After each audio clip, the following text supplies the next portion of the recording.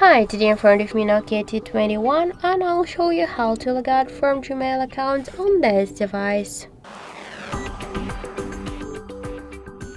So first let's open the Gmail application and then tap on the right upper corner. If you want to log out from Gmail account in Gmail app, you should first log out from Google accounts on your device, and to do that you should click to manage accounts on this device.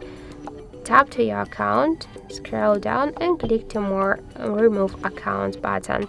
Then confirm your action. Now with Google account settings we can see that we just successfully logged out from the Google account. So let's go back to the application and we can see also that in app we successfully logged out from Gmail account.